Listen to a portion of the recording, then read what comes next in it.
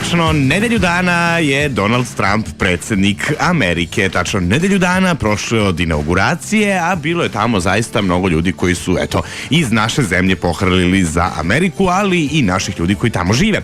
Jedna od prvih osoba koja je rekla da će biti na inauguraciji je predsjednik parlamenta u Jagodini, opštine grada Jagodina, kako god već se to zove, Dragan Marković Palma.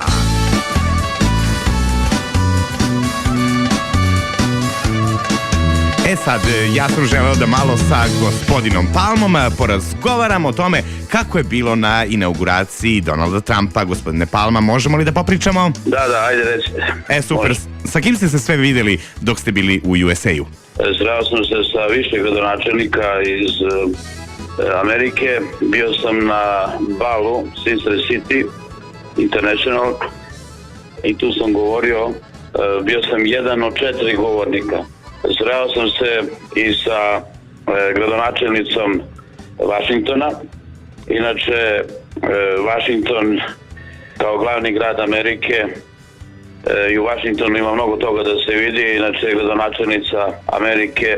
gradonačelnica Vašingtona je Muriel Bowser. Dobro, sad, pored vaših susreta, verujem da ih je bilo i još, moram da vas pitam za proteste u Americi. Dan nakon inauguracije bilo ih je zaista mnogo, milioni ljudi su izašli na ulice protiv Donalda Trumpa. Šta kažete na to? Pa ne, ali to je kod njih u Americi normalno da ima pojedinih grupa koji su kao nezadovoljni i tako, ali to se nije dalo primetiti na glavnoj manifestaciji na inauguraciju Donalda Trumpa.